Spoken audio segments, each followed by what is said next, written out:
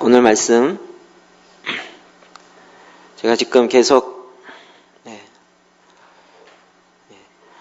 이 기도재단과 관련되어서 전체적인 큰 그림을 가지고 성경을 다시 한번 이렇게 풀어서 전체적으로 이렇게 정리하고 있습니다. 우리가 이 그림은 거의 알고 계시겠죠?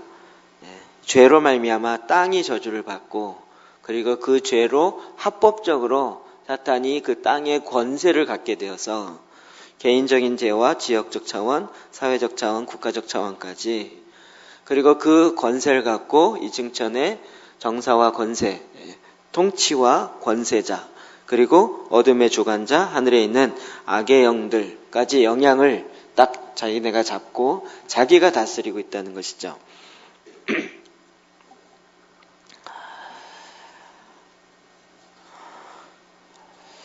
그래서 이제는 하나님께서 이 일을 깨트릴 수 있는 제사장이 필요합니다.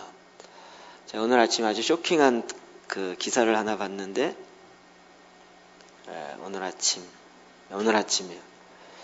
누구랑 좀 이렇게 페이스북을 해야 할 일이 있어서 사람을 찾다가 페이스북을 딱 들어갔는데 아주 눈에 익은 단어가 딱 뜨는 거였어요. 미국 IVF 불법 단체 되자, 이런 거였어요. 깜짝 놀라서 이렇게 그 기사를 보았더니, 미국 IVF에서 가장 큰 대학, 캘리포니아에 있는 대학인데, 그 대학까지도 이렇게 인권조례, 우리로 얘기하면 인권조례와 같은 것이 통과되어서 모든 단체는 종교의 편향성을 가지면 안 된다. 그래서 들어가는 것도 종교와 상관없이 들어가야 되고, 그 단체의 리더가 되는 것도 종교와 상관없이 리더가 될 수 있는 그런 법을 통과를 시켜놨어요. 그래서 계속 모든 그 대학 안에 있는 단체에게도 다 그거를 적용하도록 계속 푸시를 한 거죠. 그런데 이제 끝까지 거기에 순응하지 않은 게 이제 미국 IVF 단체였어요. 제가 있었던 곳이라 눈이 확 띄었던 거죠. 믿지 않는 자도 들어오는 것에 대해서는 오케이지만, 믿지 않는 자가 그 단체의 리더가 돼야 된다. 이것이 돼야 된다는 거예요. 그게 안 되면 그 불법 단체가 되어서 그 단체 아예 폐쇄시키겠다는 거예요. 좀 여러분 말이 되나요? 그 단체에 들어와서 누구든지 들어올 수는 있지만 리더가 되는 것도 종교와 상관없이 리더가 돼야 된다는 거예요. 기독교 동아리인데, 물론 뭐 다른 종교를 믿는 사람도 이렇게 와서 예수를 믿고 변화될 수 있으니까 그거야 얼마든지 가능하지만, 리더가 되는 것도 리더 조건에 기독교인이어야 된다, 이런 조항이 들으면 안 된다는 거예요. 그래서 이슬람도 되고 불교도 되고 뭐든지 다 종교와 상관없이 리더가 될 수 있어야지만 합법적인 단체가 되도록 법을 만들어 놓고, 이 법을 지키지 않는 단체를 폐쇄시키는 거예요.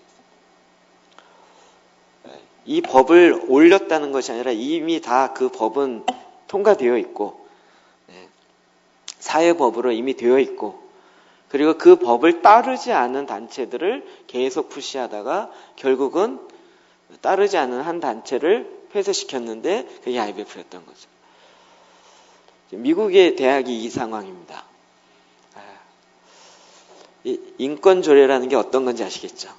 조만간 이제 한국에서도 이게 통과되어지고, 그러면 이제 교회에서도 장로 투표를 할 때에도 종교와 상관없이 장로가 될 수 있어야 된다. 뭐 이런 법이 통과되는 거예요. 그리고 그거를 안 된다 그러면 그거는 종교 편향성이라 그러고, 이러면서 아예 그 단체 자체를 위법 단체로 규정하는. 미국에 약 1000개 되는 대학이 있고, 그 중에 꽤 많은 한 2000개 이상의 소그룹이 있다고 그 기사에 나와 있었는데, 그러면 적어도 한 10,000명 이상 되어지는 그 멤버들이 불법 단체로 딱 된 거죠. 왜 그렇습니까? 정사, 그러니까 통치자들이 갖고 있는 그 권세를 놓쳤기 때문에 그런 거죠.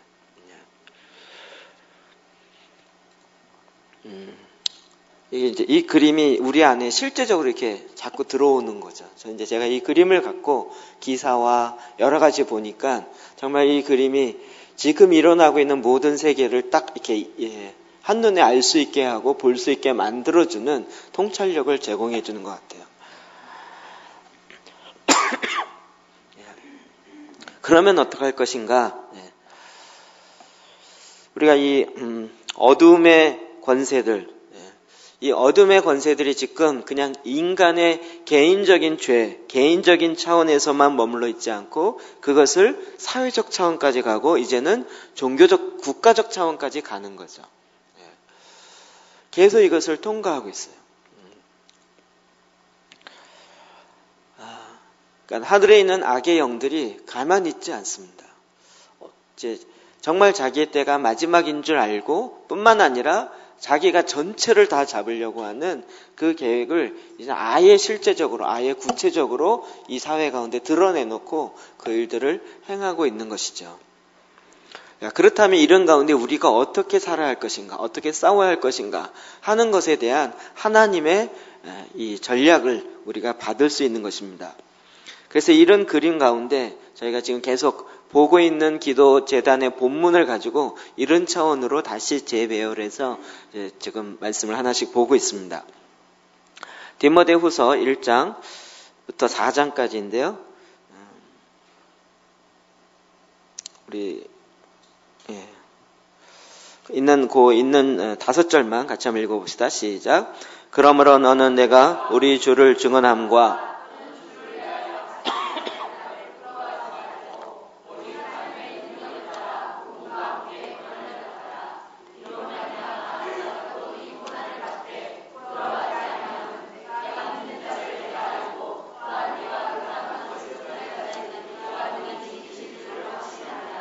너는 그리스도 예수의 좋은 병사로 나와 함께 고난을 받으라.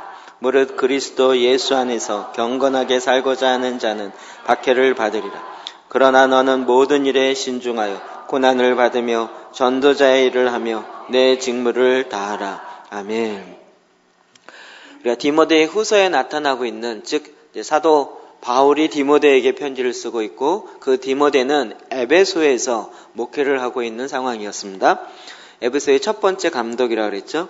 그래서 이 에베소 지역, 즉 소아시아 지역이라고 하는 이 지역에 나타나는 이 세상의 시스템이 어떻게 교회를 공격하고 있었는지 우리 본문을 통해서 그것들을 역으로 추정해서 알 수 있다는 것입니다. 첫 번째로는 15절에 나타난 본문입니다. 같이 읽어볼까? 시작. 아시아에 있는 모든 사람이 나를 버린 이 일을 내가 아나니 그 중에 부겔로와 호모게네도 있느니라. 아멘. 성경이 여기서 나오는 아시아가 오늘날 우리가 생각하는 아시아 아닙니다. 착각하면 아시아 그러면 우리 인도, 중국 이렇게 있는 그 아시아 생각하죠. 성경에서 이야기하는 아시아는 소아시아, 그러니까 7교회가 계시록에 나오는 7교회가 있는 에베소부터 시작하여 버가모, 두아디리아 있는 그 요쪽 소아시아 지역. 그러니까 사도 바울이 내가 아시아에 가서 복음을 전하려고 하다가 마게도니아로 갔다. 마게도니아는 거기서 이제 바다를 건너서 유럽으로 들어가게 되는 그쪽 이야기하는 거죠. 그러니까 아시아로 가려고 이게 인도나 중국으로 가려고 했다가 이 얘기가 아니라 소아시아 지역에 있는 그쪽 지역, 거기가 그 당시에 이제 아시아의 가장 핵심이었고 그 소아시아 지역의 수도 역할을 했던 것이 에베소입니다. 그리고 이 아시아 지역이 로마 통치의 한 주로, 전체적으로 한 주로 다스렸던 그곳이죠. 이 아시아에 있는 모든 사람이 나를 버린 이 일을 내가 아나니 그 중에 부겔로와 허몬에게도 있느니라. 사도 바울은 지금 로마의 감옥에 갇혀 있고 두 번째 한 번 갇혔다가 AD 64년 5년에 갇혔다가 풀려나고 다시 갇히게 되어지나요. 2차 투옥되고 난 다음에 이제 순교하게 되죠. 지금 이 디모데후서는 2차 투옥이에요. 그러니까 이제 나의 전제로 말미암아 그 제사에 기름 부음이 됐다. 이 얘기는 이제 내가 죽을 날이 됐다. 순교할 날이 됐다라는 것입니다. 사도 바울의 이 다시 잡힘과 이제 인생의 마지막이라는 이야기가 되면서 오히려 그 복음의 전진 기지와 같이 되었던 소아시아 지역에 있는 많은 사람들이 사도 바울의 고난에 동참하지 않고 오히려 버렸던 것이죠. 우리는 지금 생각하면 어떻게 그렇게 그럴 수 있냐라고 하지만 그 상황이 되면 어떻게 될지는 모르는 거죠. 이게 가장 쉬운 얘기가 신사참배입니다. 신사참배의 상황이 딱 되었을 때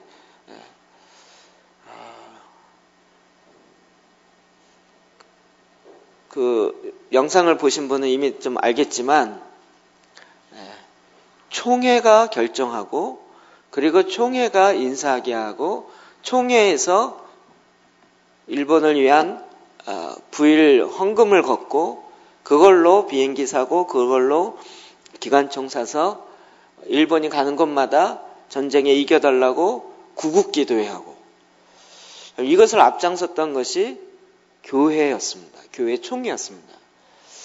이 교회 총회가 얼마나 중요한지 그곳에서 잘못 결정되어지면 모든 교회가 다 그쪽으로 갈 수밖에 없는 것이죠.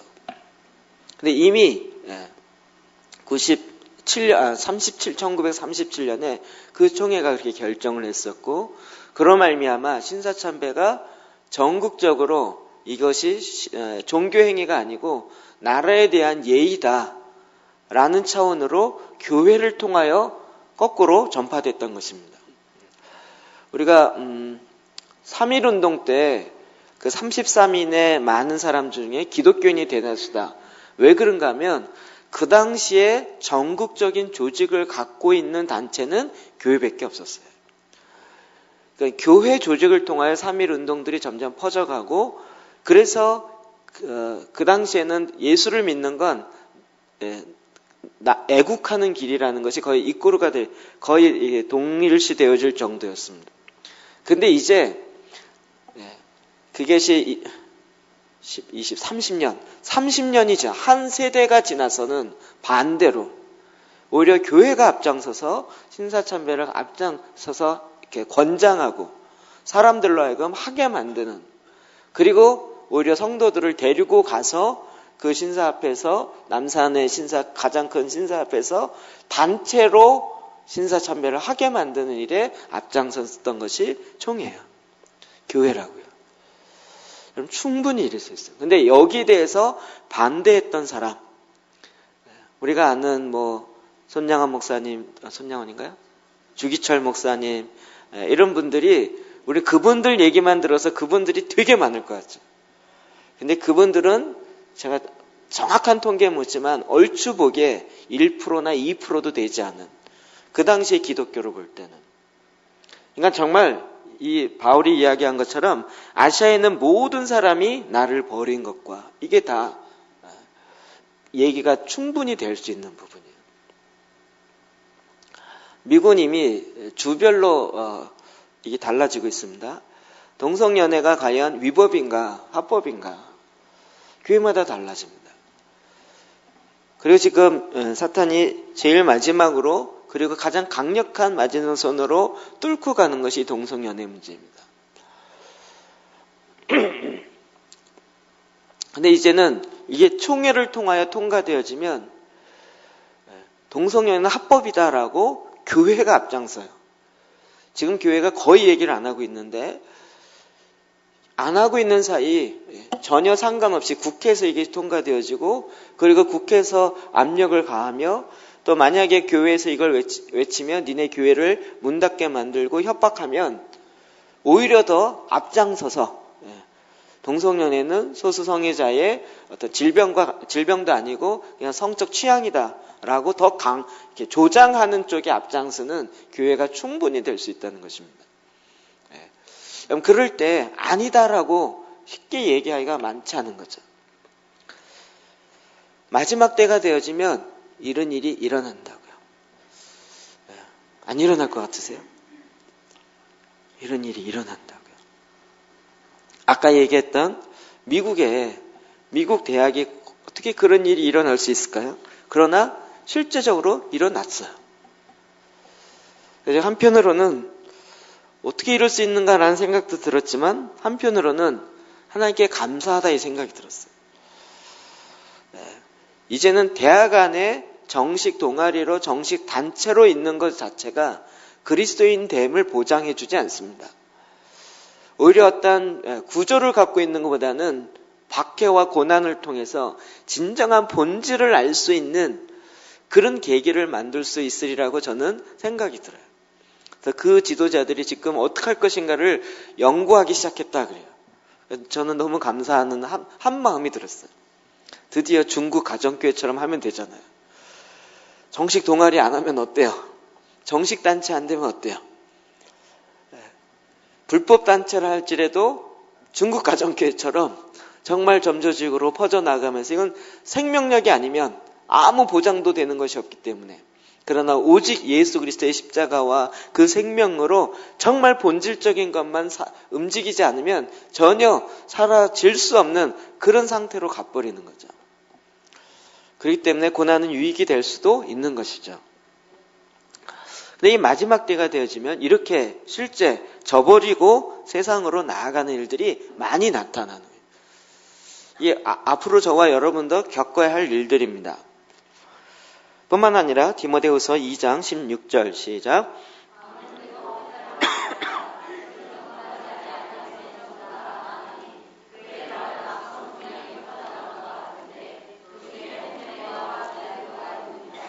아멘. 망령되고 헛된 말을 버려라. 그들은 경건하지 아니함과 점점 나가니.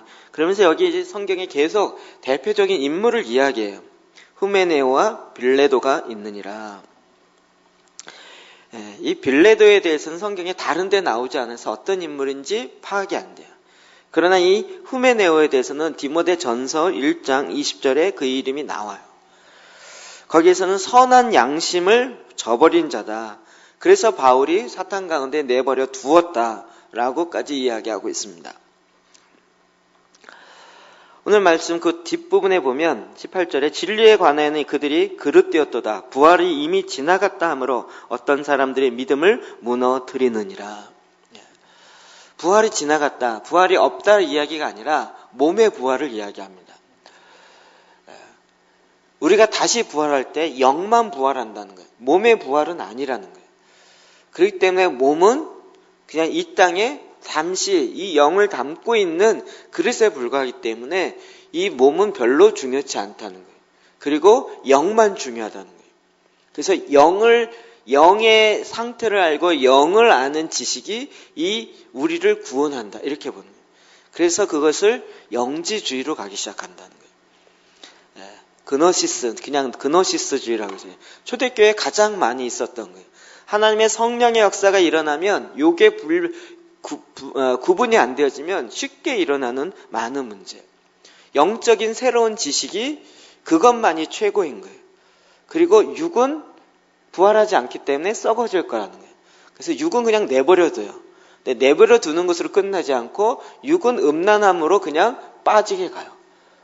그래서 영을 추구하는데 육은 음란함에 그냥 더 달려가요.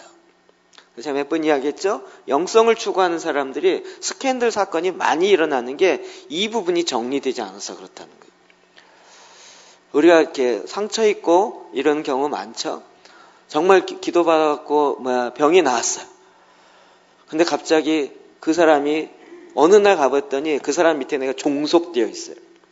기도원 원장들이 제일 많이 했던 거죠. 그 은살 갖고 사람을 딱 자기 밑에 잡아놓고 눌러놓는 거예요. 그래서 그를 종속시키는 거예요. 그러하여금 더 자유롭게 하고 질병으로부터 자유롭고 더 그러하여금 하나님 예수 그리스도를 닮는 것에 온전하게 나아가게 하는 것이 아니라 그 은사를 통하여 그 사람을 반대로 결박하고 자유를 묶어놔요. 아주 극단적인 것이 이제 기도원의 피해가 이런 게 많은 거죠. 질병이 고쳐진 건 은사로 말미암아 감사하지만 나중에는 그 안에서 그 패턴을 헤어나오지 못하게 만드는 거예요. 마지막 때에도 지금도 이런 게 많습니다. 네. 어떠한 신령한 영적인 지식이나 영적인 경험이나 이것이 자기 자신을 구원하고 또 새로운 더 높은 차원으로 가게 만드는 그 무엇이라고 생각하는 것이에요. 자, 오늘 아침에도 이야기했지만 그러면 영의 차원과 우리 성품의 차원은 완전히 다른 영역이라 그랬습니다. 그래서 내 인격이 바뀌어지기 위해서는 또 다른 수고가 있어져야 하는 거예요. 근데 지금 이 후메네오와 빌레도는 뭐라 그랬어요? 육의 부활이 없다라고 했죠. 영적인 놀라운 지식을 더 갖고 있으면 그것이 최고다라고 외치기 시작한 거예요. 자, 이 부분이 굉장히 이렇게 두려웠죠. 왜냐하면 저는 보수적인 곳에만 있었고 여교순복음교회를 이단이라고 얘기했던 그런 우리 교단의 입장이었기 때문에 성령사역, 그러기 때문에 성령사역에 대해서 알게 될 때 굉장히 좀 이렇게 뭐랄까 두려움, 좀 이렇게 조심스러움이 더 많았어요. 혹시 그렇게 되는 거 아니야? 뭐 이런 부분. 근데 그때 들었던 많은 피해의식이 거의 이런 부분이었거든요.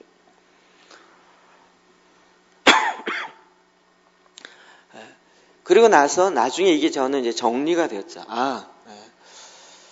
지난번 중보기도학교에서 이야기했을 때 말씀드린 것처럼 우리 영성이라고 이야기하기보다는 혼성이라고 이야기하는 게 더 가깝다. 하나님이 우리가 하나님 앞에 섰을 때 우리에게 마지막에 심판하는 것은 얼마나 많은 은사를 받았느냐로 묻지 아니하시고 성령의 열매를 갖고 우리를 심판하신다. 궁극적으로 우리가 하나님 앞에 섰을 때 우리가 하나님 앞에 내놓을 것은 내가 이렇게 많은 은사를 받았습니다가 아니라 하나님이 기뻐하시는 열매를 맺혔습니다.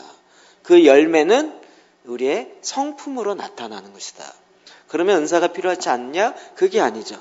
이 열매를 맺게 함에 있어서 은사는 굉장히 좋은 도구와 같다. 이게 좀 전체가 좀 정리되시죠? 이 부분이 헷갈리면서 오히려 신앙에 많은 부분이 무너져요. 제가 알고 있는 영성을 굉장히 많이 추구하는 단체. 제가 몇 번 가보면서 배운 것도 있지만 또 한편으로는 뭐랄까 좀 노골적으로 얘기하면 너무 거친 얘기고 근데 거친 얘기를 해야 이게 막 의미가 통하는데 노골적으로 얘기하면 교회가 망가져요. 은사 때문에 교회가 망가지는 경우 참 많아요. 그러면 은사가 나쁜 거냐? 그것이 아니래요. 도구를 잘못 쓰니까 오히려 잘 쓰면 이렇게 잘 지을 수 있고 잘 만들 수 있는데 잘못 쓰니까 오히려 더 망가지는 거예요.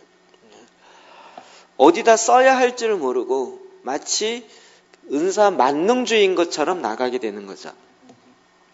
그럼 이런 것들이 퍼져요. 근데 희한하게도 이런 것에 혹해요. 금방 사람들의 마음이 금방 끌려요. 그래서 그런 이야기들이 가요. 그래서 제가 이런 부분 자꾸 이제 말하면서도 조심시키는 건 저희 교회에 무슨 나팔 소리를 들었다느니 뭐 천사를 봤더니 이러면 어떻게 돼요? 그 다음에 딱 만나면 천사 봤어? 이렇게 하는 거야. 너는 천사 봤어? 난 봤다? 이러면 어떻게 돼요? 벌써 레벨을 딱 다르게 놓으려고 하는 거예요. 본인이 이게 아니고요. 그냥 그 안에 뭐가 이렇게 나오려고 하는 것들이 있는 거죠. 그래서 이 하나님 말씀 앞에 진리 앞에 온전히 서 있는 것이 얼마나 중요한가 하는 것을 알 수 있어요. 오늘날 이 시대에도 영주주의로 흘러갈 수 있는 가능성이 굉장히 많습니다. 그리고 대부분 비판받는 이유는 이런 극단적인 경우 때문에 비판을 받습니다. 그리고 그런 것들을 계속 퍼뜨려요. 망령되고 헛된 말을 계속 퍼뜨리고 있어요.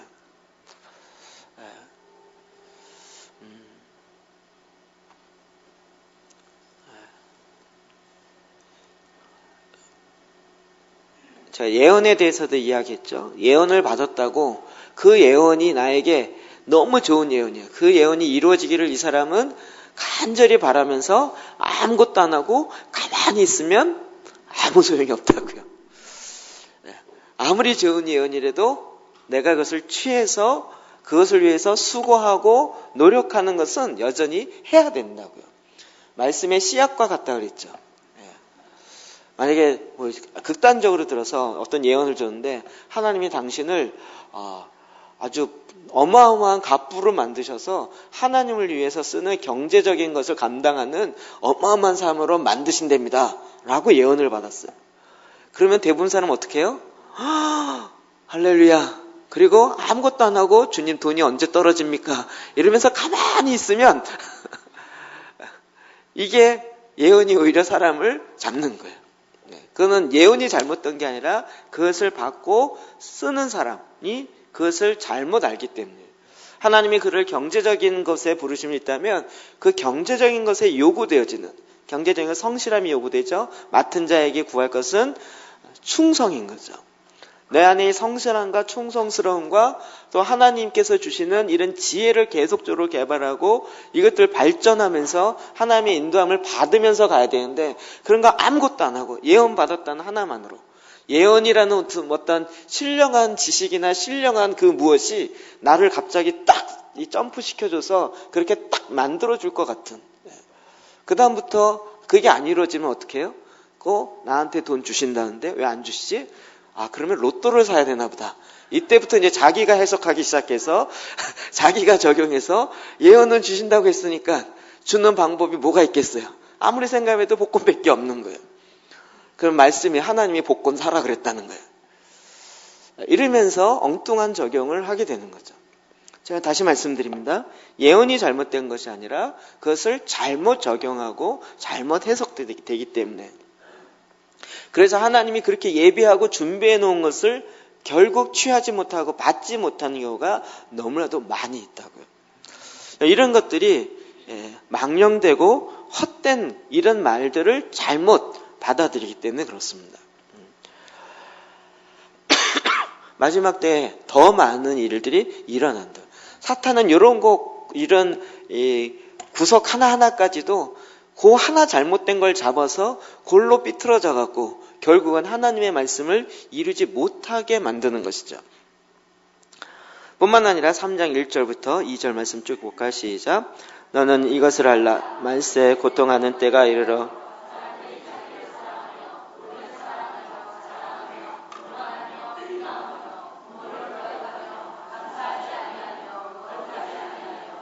아멘. 마지막 때에 말세에 고통하는 때가 이를 것이다. 더 정확하게 마지막 때가 되면 고통하는 때가 이를 것이다. 그러면서 그 마지막 때의 특성들을 더 많이 이야기합니다. 이것이 지금 적그리스도가 하늘에 있는 악의 영들의 모든 것들을 잡고 그러므로 이 땅에 나타나는 현상들이라는 거예요. 우리가 이걸 알면 놀랄 필요가 없이 이게 당연한 거야 라고 그냥 캐치가 되는 거죠. 거기 있는 것처럼 자기를 사랑합니다. 돈을 사랑하고 자랑하고 교만하고 비방하고 부모를 거역해요. 이 시대에 더 많이 일어나죠. 감사하지 아니하고 거룩하지 아니하고 또 무정하고 3절에 원통함을 풀지 아니하고 모함하고 절제하지 못해요. 싸나우고 선한 것을 좋아하지 아니하고 배신하고 조급하고 자만하며 쾌락 사랑하기를 하나님 사랑하는 것보다 더해요. 18가지의 특성들이 주르르 나옵니다. 오늘 이거 강의하는 시간이 아니니까 그럼 마지막 때에 이런 일들이 노골적으로 드러난다고요. 우리 안에 실제적으로 이게 나타나고 드러나는 일들이에요. 그래서 이것이 단지 사도 바울에 의해서 디모데가 있었던 AD 67년, 8년, 66년, 7년 그 당시 상황일 뿐만 아니라 지금 때에도 더 마찬가지라는 것이죠.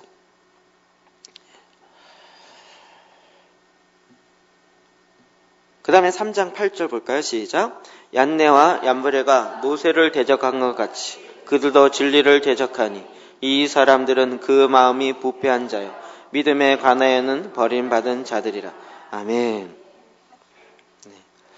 얀네와 얀블레 성경에 보면 이게 전통적으로 모세를 대적한 애굽의 술사들을 이야기합니다.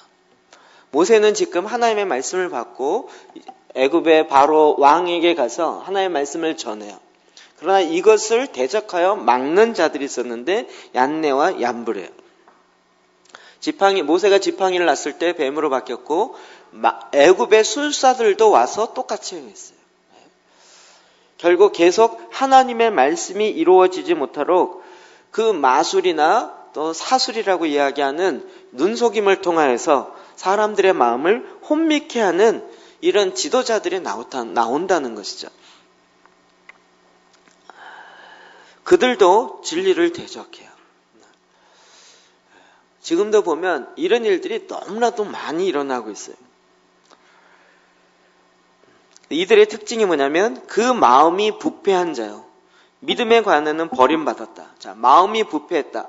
마음 그러면 우리 굉장히 마음의 소중함을 잘 알고 계시죠. 무릇 지킬 만한 것보다 너희 마음을 지켜라. 이는 왜요? 생명의 근원이 마음에서 와요. 근데 마음이 부패되면 어떻게 될까요? 쉬운 말로 땅에서 씨앗을 뿌리면 이게 나게 되는데 땅이 썩어버렸어요. 그러면 아무리 씨앗이 뿌려져도 싹이 나질 않는 거죠. 그 마음이 아예 부패됐어요. 하나님을 대적해요. 또 이런 리더십을 대적하는 것에 아예 작심을 하고 있어요.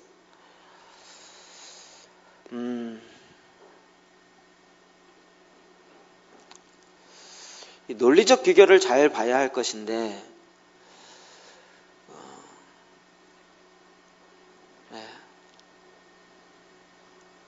우리나라 지금 일어나고 있는 일에 대해서 논리를 좀만 따져보자고요.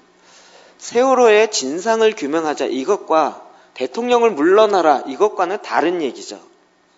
물론 연결선상이 있을 수 있어요. 진상을 규명하다가 되면 그것까지 가야죠. 그런데 아예 초장부터 물러나라요. 물러나게 하는 것이 목적으로 건수를 잡는 그런 의도성이 훨씬 많은 거죠. 무슨 말인지 이해되시죠? 네. 그 건수를 잡는다면 북한은 훨씬 건수가 많죠. 북한에 300만 명, 400만 명씩 죽어가도 아무 얘기 안 하는 사람들이 한두 명의 문제로 인권 문제를 그렇게 내놓는 사람들은 인권론자인 것 같지만 그 마음의 중심을 좀 살펴보라고요. 얼마 전에도 어떤 뉴스를 보니까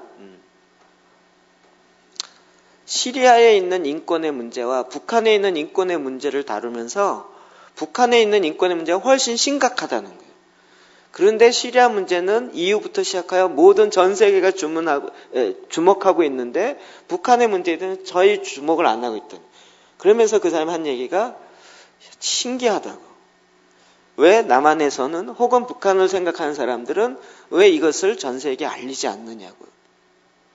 오히려 지금은 알리는 것 자체를 굉장히 인권의 문제가 아닌 정치 논리로 확 이렇게 매도해 버리니까 그러면서 어려움이 있죠. 근데 이것을 결국은 뭐에 연결시켜요? 리더십에 연결시키는 것이에요. 사탄도 굉장히 전략적입니다. 그래서 모세를 대적하게 해요. 그 공동체의 리더를 대적하게 해요. 그럼 공동체의 리더를 대적할 것에는 그 공동체를 파괴하겠다라는 의도성이 충분히 있어요. 그것을 잘 분별할 줄 알아야 합니다. 그런데 마지막 때가 되어지면 이런 일들이 계속 더 많이 일어난다고. 진리에서 허탄한 이야기를 따른다. 디모데후서 4장 3절 볼까요? 시작. 때가 이르리니 사람이 바른 교훈을 받지 아니하고 귀가 가리워서 사기의 사역을 따를 스승을 많이 두고 또 그 길을 진리에서 돌이켜 허탄한 이야기를 따르려. 아멘. 아멘. 때가 이르면 사람들이 바른 교훈을 받지 아니하고 귀가 가려워서 귀가 간질간질하대요. 그래서 자기의 사역을 따를 스승을 많이 둬요. 말이 너무 재밌죠. 자기의 이 가려운 길을 잘 긁어줄 수 있는 그런 스승을 찾아가요. 그 사람을 나의 스승이라고 둔다고요. 마지막 때 이런 일들이 많이 일어난다.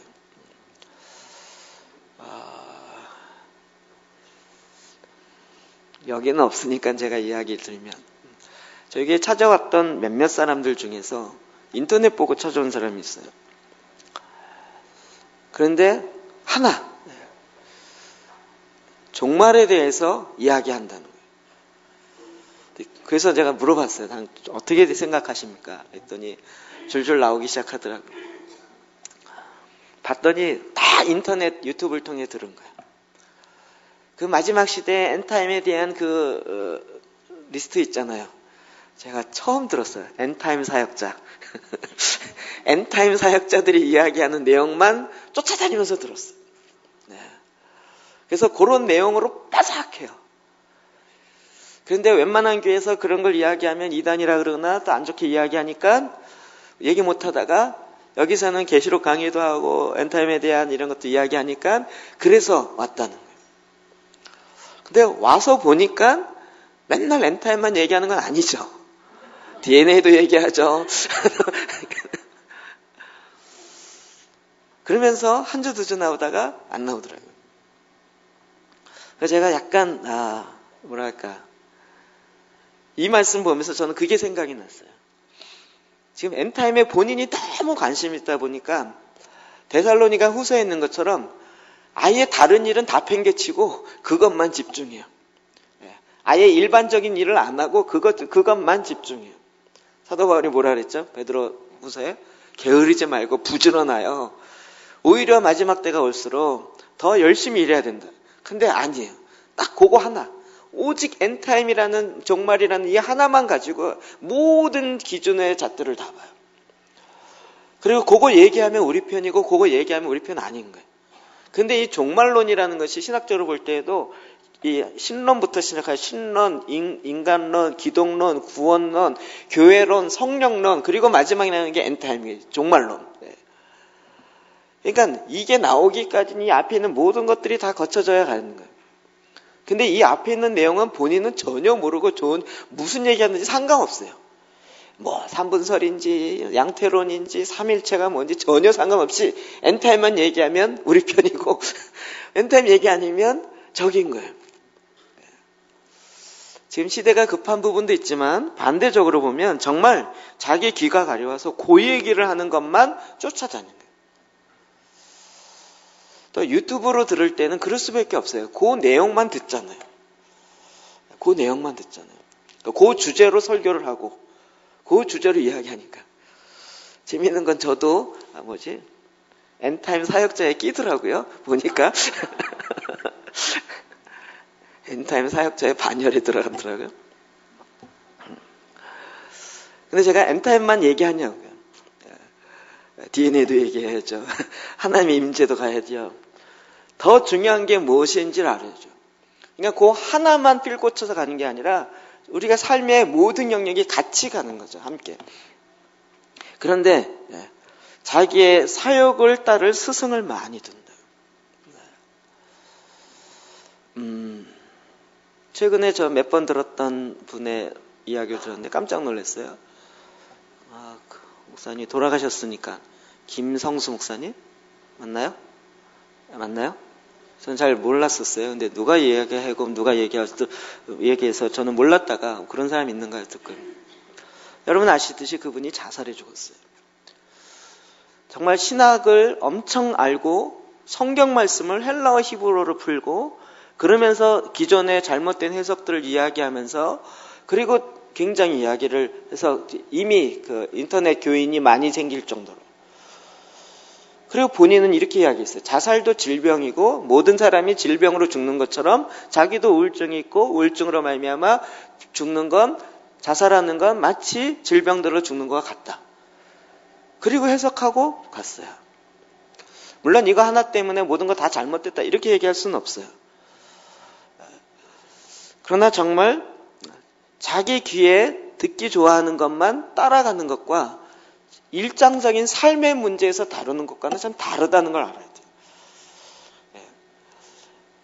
저희가 노골적으로 이야기하는 것은 우리가 좀 지금 너무나도 유튜브와 이 인터넷으로 내가 필요한 것만 뽑아서 들을 수 있어요. 근데 내가 필요한 것은 본인이 좋아하는 거 한 가지잖아요. 내 인생의 삶에 있어서 필요한 것이 10가지라면 그 중에 내 관심 있는 그 한 가지만 계속 뽑아서 듣는 거죠. 그렇기 때문에 오히려 자기의 귀가 가려워서 자기의 사역을 따를 스승을 많이 두는 거예요. 그런 쪽에. 그 다음에 거기에 리스트를 만드는 거예요. 엔타임 사역자 리스트 만들고 무슨 리스트를 만들고 또 그 길을 진리에서 돌이켜 허탄한 이야기를 따르니라. 그쪽 이야기로 계속 따라가는 거예요. 결국 이 일로 말미암아 하나님의 진리의 말씀으로부터 떠나는 자들이 나타나기 시작하는 거죠. 디모데후서 4장 10절 데마는 이 세상을 사랑하여 나를 버리고 데살로니가로 갔고 그레스게는 갈라디아로 디도는 달마디아로 갔고 구리의 세공업자 알렉산더가 내게 해를 많이 입혔으며 주께서 그 행한 대로 그에게 갚으시리라. 아멘. 데마는 이 세상을 사랑하여 나를 버리고 간다. 사도 바울이 고난 가운데 있으니까 오히려 사도 바울을 버리고 가는 거예요. 단지 바울만 버리고 있습니까? 진리의 말씀을 버리고 가는 거예요. 거기에는 더 세상을 사랑하기 때문에. 그것과 반대로 알렉산더 같이 오히려 쫓아다니면서 해를 입히는 사람이 있어요. 쫓아다니면서 해를 입히려는 사람. 최근에 저도 지금 계속 분별하고 있고 그러나 어느 부분에 동의되어지는 부분도 있지만 또 12월에 전쟁이 일어난다는 이야기가 또다시 어느 사람을 통해서 이제 계속 흘러가고 있어요. 내용을 들어보면 내용 자체는 굉장히 동의되는 부분이 많이 있어요. 그런데 희한하게도 쫓아다니면서 해를 입히는 사람이 있어요. 업이 그거예요. 쫓아다니면서 그래서 대단하다고 생각해요. 아마 제가 보기에는 목사님이지만 목회를 안 하고 있지 않을까 싶어요. 쫓아다니면서 이거 2단이다 저거 3단이다 이름이 안 나오는 데가 없어요. 쫓아다니면서 본인은 정작 교회도 별로 거의 안 하고 제대로 못하고 있다고 알고 있고 그분 책을 보면 거의 방언도 부정하고 성령의 은사는 다 부정하는. 이번에 이야기 나온 거 보니까 하나님이 이렇게 진노하는 이유 중에 하나는 한국교회에 많이 성령 역사를 부어줬는데 그 성령의 일하심을 회방하는 죄 때문에 더 이상 용서가 안 된다. 이런 내용이 좀 들었습니다. 제가 그 부분이 상당히 공감이 가는 내용이 있는 거예요. 성령의 일하심이 조금이라도 나타나면 쫓아다니면서 이단이라고 얘기하는 언론에 퍼뜨리는 그런 사람들이 있다니까요. 어쩌다 나타나는 게 아니고 그걸 업으로 삼아서 그것만 하는 사람이 있어요. 아마 구리 세공업자인 것 같아요.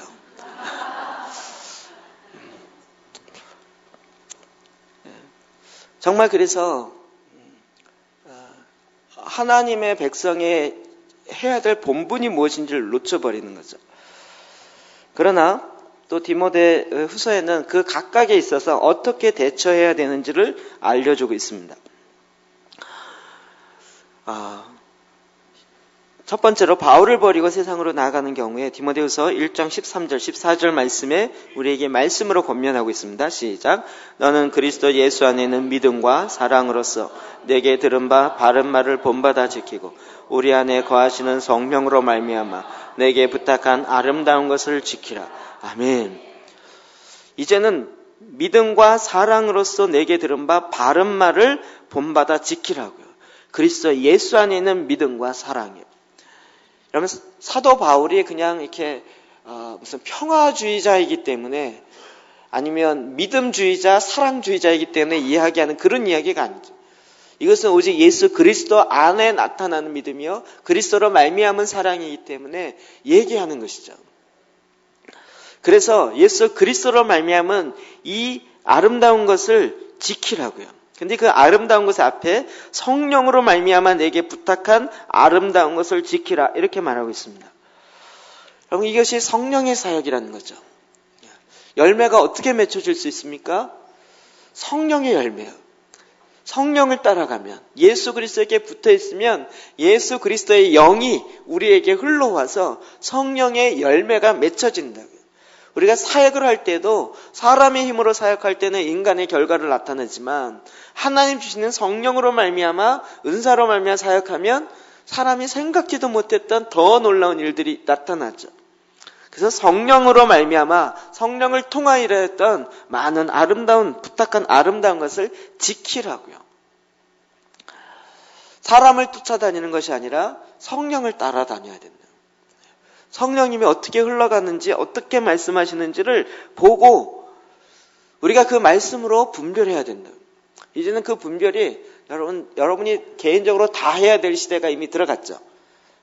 여러분이 어느 교단이다 갖고 분별 안 되죠. 옛날 분별이 안 되면 물어봤어요. 어느 교단이래요? 그래서 교단이 좀 다르면 아니에요. 교단 갖고 이렇게 판결을 했어요. 그래서 저도 어렸을 때 그 기억나요. 누가 얘기하면 교패에 뭐라고 붙여 있는지 보라고. 어떤 그림이 붙여 있는지 봐서 그 그림에 따라서 분별하도록 그걸 알려줬어요. 근데 이제는 그거 갖고 분별이 안 돼요. 우리 안에 하나님의 말씀이 임하여지고 그 말씀으로 말미암아 하나님이 정말 무엇을 원하시는지를 알아야 되는 거죠. 분별해야 되는 거죠. 이 헛된 말을 퍼뜨리는 것에 대해서 디모데후서 2장 14, 15절 시작. 너는 그들로 이 일을 기억하게 하여 말다툼을 하지 말라고.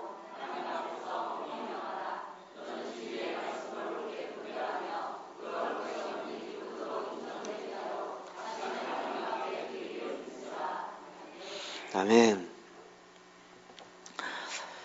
헛된 말을 하는 거예요. 아까 이야기한 것처럼 영지주의자처럼. 근데 이거요. 나타나는 현상으로 분별되는 게 아니라 열매로 분별돼요. 그 당시에는 그게 정말 신기하고 그런 것들이 더 놀라운 것 같아요. 그런데 이게 1년, 2년 지난 그 다음에 열매가 나타나요. 그래서 그의 삶이 어땠는지를 보면 그냥 판단이 돼요. 평가가 돼요. 그래서 예수님이 열매로 알지니라 라고 말씀한 거예요. 그의 말하는 것이나 나타나는 현상으로 아는 것이 아니라 열매로 알아야 돼요. 우리는 이 일들을 위해서는 그것 때문에 싸울 필요가 없어요. 그러십니까? 라고 그냥 당신은 그렇고 나는 그럴 수도 있고 안 그럴 수도 있고 좀 이런 여유가 있었으면 좋겠어요. 생각이 좀 다르더라고요. 이번에 그 고드 화이트 목사님 왔을 때 목회자 모임에 질문 시간을 가졌더니 몇몇 목사님 질문을 했어요. 딱 대놓고 질문하더라고요. 목사님은 엔타임에 대해서 어떻게 생각하십니까? 이분이 그렇게 얘기 안 했다. 마이클 비클의 엔타임에 대해서 어떻게 생각하십니까? 이분이 왜 들은 얘기가 없겠어요. 그런데 딱 한마디 하더라고요. 저는 마이클 비클이 엔타임을 뭐라고 가리키는지 모릅니다. 그래서 대답을 못하겠습니다. 그분의 가리키는 게 굉장히 내용이 많고 20시간이 가는데 그걸 다 들을 시간도 없고 그걸 안다는 얘기는 얼마나 많이 가리키고 어느 정도 되는지 안다는 거죠. 알지만 자기 생각이 좀 다를 수 있고 다르지만 난 그걸 논할 수 있는 입장도 아니고 논하지 않겠다는 거예요. 그러나 얼마든지 친하게 지낼 수 있는 거죠.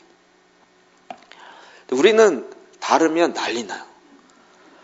왜 다르는지를 도시락 싸갖고 다니면서 싸워야 되고 그래서 조금 다른 게 이게 용납이 안 돼요. 좀 다를 수 있잖아요. 그냥 다르면 다른가 보다 그리고 그냥 달라도 우리 얼마든지 친해질 수 있잖아요. 생각이 달라도 얼마든지 이렇게 그 성도 안의 교제를 풍성하게 나눌 수 있고요. 그 다름을 통하여서도 더 많은 풍성함을 누릴 수 있는데 그걸 포기해요. 똑같아야 된다는 거예요. 그래서 말다툼을 피하라는 거예요. 다르면 정말 진리에 목숨 걸고 예수 그리스도로 말미암은 구원이다 아니다 이런 거 아니면 굳이 목숨 걸고 이렇게 싸울 필요가 없다고요. 다툼을 피하라고요. 그리고 말씀을 분별하라고요. 그리고 그 말씀 앞에 자기 자신을 하나님 앞에 드리라고요. 이제 우리가 실제적으로 내가 직접 말씀을 보고 말씀 가운데 내가 분별하고 그 말씀으로 내가 살아가는 그러면 어떤 교단이 우리는 말씀 중심으로 안 합니다. 얘기하는 교단이 어디 있어요? 어떤 이단이 우리는 말씀대로 안 합니다. 라고 얘기하면서 나오는 이단이 어디 있냐고요. 다 자기가 말씀대로 한다 그러죠. 들어보면 다 말씀 중심이에요. 다 성경적이라 그러고요. 다 들어보시면 다 여러분 헷갈릴 거예요. 이제는 그것을 뭘로 분별하겠습니까? 우리 자신이 하나님께 이제는 그 말씀을 분별하는 훈련들이 돼야 돼요. 천사가 나타나서 말하였다도 우리가 말씀으로 말미암아 분별하는 훈련들이 돼야 돼요. 마지막 때일수록 더 그렇습니다. 이 마지막 때의 특징이요. 디모데후서 3장 5절 시작. 경건의 모양은 있으나 경건의 능력은 부인하니 이 같은 자들에게서 내가 돌아서라. 아멘. 그럼 이 초대교회 당시에도 경건의 모양은 계속 강조하면서 경건의 능력을 부인해요. 유대교가 그랬죠. 경건의 유대교의 그 율법주의적인 것에 딱 적용해요. 그래서 안식일날 병든 자를 고치면 안 되는 거예요. 율법을 어기는 것이기 때문에. 예수님은 정면으로 이야기하죠. 안식일날 생명을 살리는 것과 생명을 죽이는 것과 어떤 것이 더 나으냐. 우리는 이 능력이 행해지면 행해지는 걸 굉장히 부러워하다가 딱 나타나면 이단으로 몰아요. 지금 한국교회 아주 특수상이에요. 경건의 모양 갖고는 아무도 시비를 걸지 않아요. 그러나 경건의 능력이 나타나면 그때부터 문제가 돼요. 왜 그럴까요? 안 나타나는 경건의 능력이 나타나면 안 나타나는 사람이 문제가 되기 때문에요. 뭔 말인지 이해되시죠? 그만 설명하겠습니다.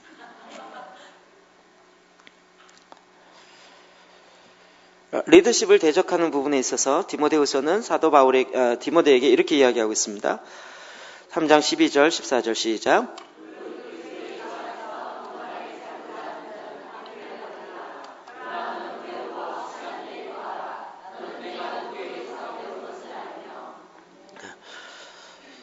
나중에 결론적으로 다시 말씀드리겠지만 사도 바울이 그의 인생의 모든 사역과 삶과 예수 그리스도를 아는 것과 다 결론 내리면서 딱 마무리해서 보니까 예수 그리스도의 말씀 안에서 경건하게 살고자 하는 자는 무릇 박해를 받으리라.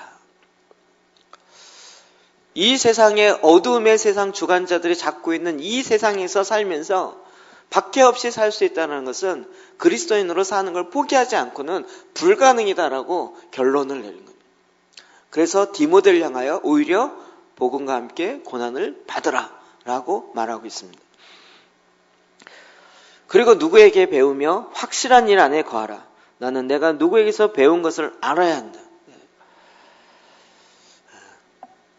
그냥 떠돌아다니는 근거 없는 이야기에 흘러가지 마시고 정말 정확하게 하나님의 말씀의 그 근거에서 서야 되는 거죠. 디모데후서 이 4장 1절과 2절 말씀 보겠습니다. 시작. 하나님 앞과 살아있는 자와 죽은 자를 심판하실 그리스도 예수 앞 그가 나타나실 것과 그의 나라를 두고 너는 말씀을 전파하라. 때를 얻든지 못 얻든지 항상 임스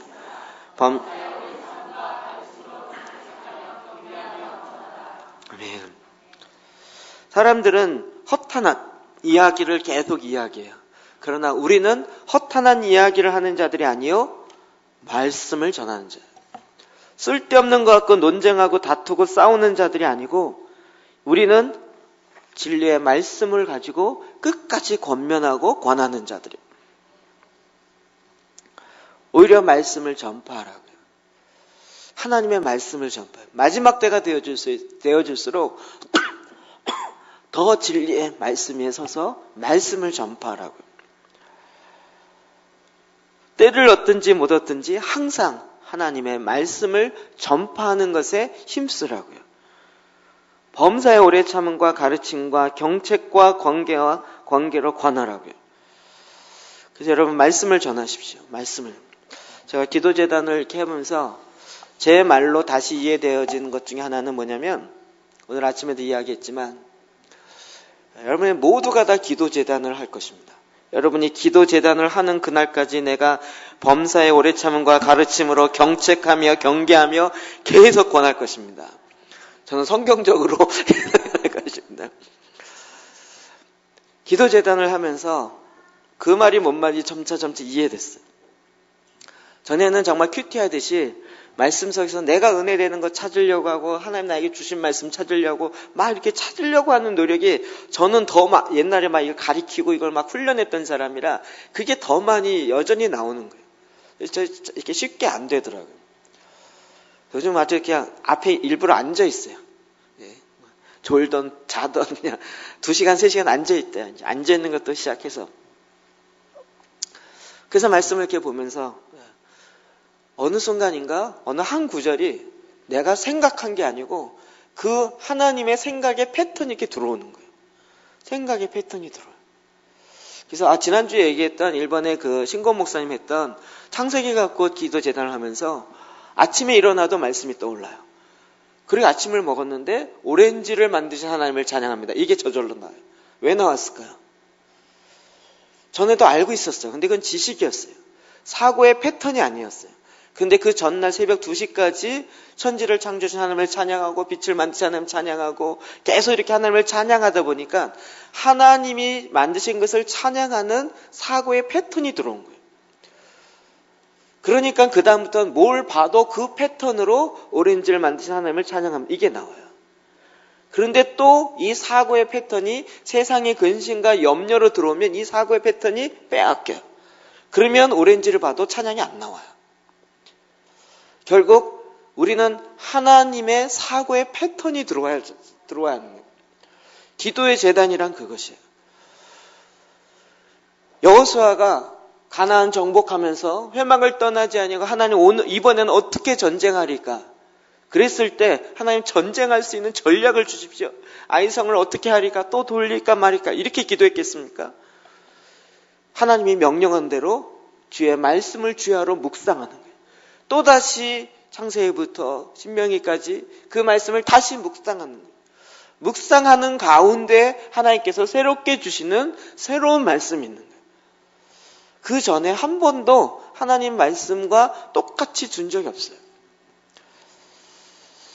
제가 10가지 출애굽기에 나올 때 재앙 그 얘기하면서 어느 목사님이 이렇게 얘기하더라고요. 만약에 똑같은 재앙을 행할 수 있는 그 능력을 모세에게 줬었으면 모세는 금방 교주가 될 거라는 거예요. 메뚜기 때 사건. 모세가 명하면 온 세계에 있는 메뚜기가 다 몰려들 수 있는 권한이 주어져요. 그래서 너 마음에 안 들어. 야, 메뚜기 300만 마리 붙어라. 그러면 그 사람에게 메뚜기 300마리 손가락만 가리키면 메뚜기가 달라붙어. 이 능력이 주어진다면 모세가 어떻게 되겠습니까? 내 말 안 들어 메뚜기 그러면 다 벌써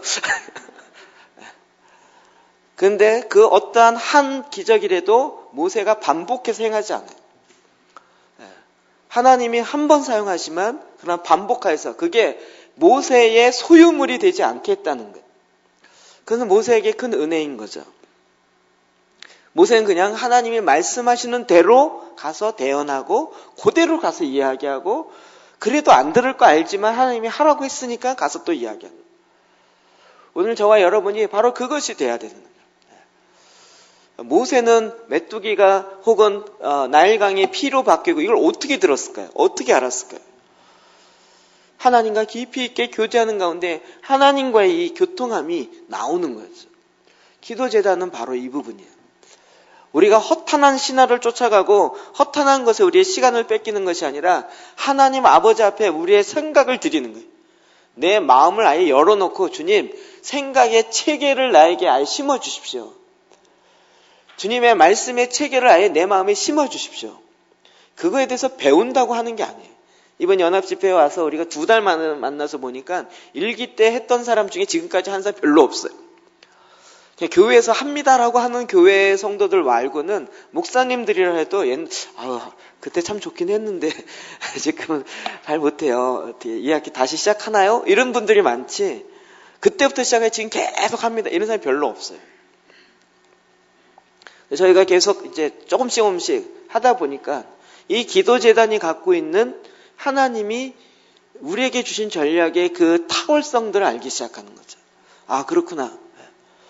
우리가 경제 영역, 교육 영역을 들어가서 어떻게 싸워야 되니? 그 지역 교육 영역을 잡고 있는 어둠의 권세, 통치자들, 권세자들과 어떻게 싸우겠냐고요.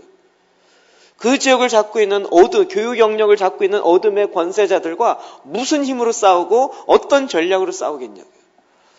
그거는 우리가 그곳의 현장에 가서 내가 기도하며 하나님 예배하며 하나님의 말씀을 묵상하는 가운데 하나님의 전략을 직접 받아야 가능한 거예요. 다른 사람이 받았던 걸 가졌다 한다고 되는 게 아니고요. 비슷하게 한 데서 되는 것이 아니라 직접 새롭게 주시는 그 말씀을 받아야 되는 거예요. 그러려면 그 말씀이 내 안에 말씀으로 생각하는 체계 자체가 들어가야 됩니다. 그래서 말씀 속에 푹 젖어 있어야 돼요. 푹 젖어 있어야 돼요. 우리가 아침에 일어날 때 말씀이 생각나고 계속 무슨 얘기만 하면 말씀과 관련된 것들이 툭툭 나올 수 있게. 그럼 이 말씀을 전파하십시오. 이 말씀을 전하십시오. 그리고 그렇게 하는 학생들을 만드시고 자녀들을 만들어내십시오. 마지막으로 디모데후서 4장 11절 시작. 누가만 나와 함께 있느니라. 내가 올 때 마가를 데리고 오라. 그가 나의 일을 유익하니라. 아멘. 대만은 세상을 사랑하여 떠났지만 누가만 나와 함께 있느니라. 그리고 마가를 데려오라. 전에는 마가 때문에 오히려 선교 여행에 문제가 돼서 갈라지고 싸우게 된 요인이 되었던 사람입니다. 그러나 이제는 나에게 유익하는 자다. 나에게 데려오라라고 말하고 있습니다. 주님이 오늘도 이 데살로니가 후서를 통해서 어둠의 세력들이 어떻게 지금 잡고 있고 어떤 일들을 나타내고 있는지를 우리에게 알려주고 있고 그에 반해서 우리가 어떻게 거기에 대처해야 되는지를 하나님의 말씀을 통해 알려주고 있어요. 근데 이 디모데 후서의 말씀을 전체적으로 쭉 볼 때 계속 반복되는 것은 복음과 함께 고난을 받으라는 거예요. 내가 이 고난을 받았다는 거예요. 그리고 예수 그리스도의 좋은 군사로 나와 함께 디모데 너도 나와 함께 고난을 받으라는 거예요. 무릇 경건하게 살고자 하는 자는 박해를 받을 수밖에 없고 박해를 받는 것이 오히려 타당하다는 거예요. 그래서 모든 일에 신중하며 고난을 받으라는 거예요. 그럼 지금 사도 바울이 마지막 유언으로 쓰고 있습니다. 그리고 자기가 가장 사랑하고 가장 아끼는 디모데에게 이 글을 쓰고 있습니다. 우리가 그냥 감성적으로 생각할 때는 디모데야 건강하여라. 내가 앞으로 널 못 보겠지만 너는 정말 잘 되길 원한다. 이런 무슨 축복의 말을 해야 될 것 같지 않습니까? 그런데 모든 사건마다 이 고난과 관련된 단어가 7번인가 나옵니다. 오히려 마지막으로 지금 사도 바울은 디모데를 향하여 뭐라고 얘기하냐면 아니야 너 잘 될 거야 이렇게 얘기한 것이 아니라 너는 복음과 함께 고난을 받으라.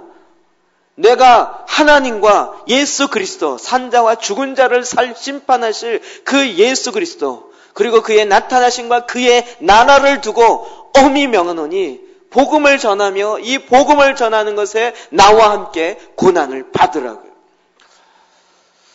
사도 바울은 더 당당하게 그리고 더 간절하고 더 엄하고 더 확실하게 이야기하고 있습니다. 나와 함께 복음과 함께 고난을 받으라고요. 주의 말씀을 들고 나아갈 때 여러분 고난을 받지 않을 수 없습니다. 고난이 오면 마치 내가 왜 하나님 뜻이 아니었나라고 생각하는 게 큰 착각입니다. 오히려 고난이 오면 내가 잘 가고 있다. 내가 이 세상에 하나님의 뜻을 행하고 있는데 고난이 안 온다. 이건 오히려 이상한 거다. 이렇게 생각하셔요. 내가 주의 말씀을 듣고 이 어둠의 세상 가운데 나아갈 때는 오히려 경건하게 살고자 할 때는 박해가 오는 것이 당연한 거예요. 그래서 주님은 사도 바울을 통하여 디모데에게 했던 그 권면의 말씀을 오늘 저와 여러분을 향해서 이야기하고 있습니다. 복음과 함께 고난을 받으라. 조금이라도 자기에게 불편하면 싫어하거나 피해가고 이것이 아니라 이제는 복음과 함께 고난을 받으라고. 사도 바울의 유언과 같은 말씀입니다. 그리고 엄히 명하고 이 말씀의 진리 위에 서라고요. 제가 저 같은 사람이 제일 이 기도 제단하기 힘든 사람이에요. 쭉 읽으니까 거의 유명한 말씀 너무 많은 거예요. 하나님 주신 마음은 두려운 마음이 아니어서 이것부터 시작하여서 또 이 성경은 바르게 함과 의로하게 교육하게 막 너무 유명한 요절들이 툭툭툭 있어요. 쭉 읽으니까 그 요절, 이거 너무 쉽게 들어오는. 근데 이번 한 주간 계속 말씀을 다시 보고 하니까 나중에 이 유명한 말씀이 다 산 봉우리에 있는 거예요. 이 말씀이 나오기까지는 아주 깊이 있는 골짜기가 있네요. 근데 그 골짜기마다 말씀이 있는데 그 말씀은 뭐냐면 너는 나와 함께 고난을 받으라. 이 복음과 함께 고난을 받으라. 그 고난을 받는 자들에게 주어지는 상급과 같은 것이 이 산 봉우리에게 주어지는 유명한 요절 같은 것. 우리가 이 요절 같은 말씀이 내 안에 내 것으로 되지 않는 것은 이 골짜기를 통과하지 않기 때문에, 복음과 함께 고난받는 그 일에 들어가지 않기 때문에, 이 어둠의 주관자들과 싸워 승리하려면 이 고난을 두려워하지 아니하고 오히려 그 고난 가운데서 나를 넉넉히 지키시고 이기시는 그 하나님을 찬양하리로다. 그리고 그 고난 가운데 오히려 두려워하지 아니하고 능력과 사랑과 절제의 마음을 갖고 그리스도의 좋은 군사로, 또 법대로 경계하는 경주자로, 또 열심히 수고하는, 남보다 더 많이 수고하는 부지런한 농부가 되어서 은혜 속에 강하여 너는 이 복음을 나눈 자, 이 말씀을 나누는 자가 되어라 라고 권면하고 있습니다. 저는 사도 바울의 이 말씀을 받은 디모데는 평생 이것이 뇌리에 이렇게 울렸을 것 같아요. 힘든 일이 딱 닥치면 바울의 이 마지막 유언, 복음과 함께 고난을 받으라. 조금 내가 어려운 일이 생기고 자기가 나이가 어린 것 때문에 업심여기면 다시 이 말씀이 그의 귀에 들렸을 것 같아요. 너는 복음과 함께 고난을 받아. 그 말씀을 갖고 에베소에서 또 일을 하다가 또 어려움이 오면 무릇 경건하게 살고자 하는 자는 박해를 받을지니 너는 모든 일에 신중하여 고난을 받으며 고난받기를 두려워하지 말고 오히려 고난과 함께 이 말씀을 전하는 자가 되어라. 고난을 두려워하면 이 세상에서 승리할 수가 없습니다. 우리 아까 찬양처럼 이기는 자에게, 이 얘기는 무엇입니까? 계시록에 나오는 이기는 자, 싸움을 해야 된다는 거예요. 아무 싸우지 않고 그냥 거저주는 것이 아니에요. 이기는 자에게, 싸움을 향하여 그 고난을 감수하여 나아가는 자, 그래서 끝까지 인내하며 이기는 자에게 하나님께서 상급을 예비하고 계십니다. 복음과 함께 고난을 받으십시오. 복음과 함께 고난을 받으십시오. 사도 바울의 놀라운 권면이요, 그의 인생의 마지막 유언으로 우리에게 알려주시는 그러나 주옥 같은 말씀입니다. 복음과 함께 고난을 받으십시오.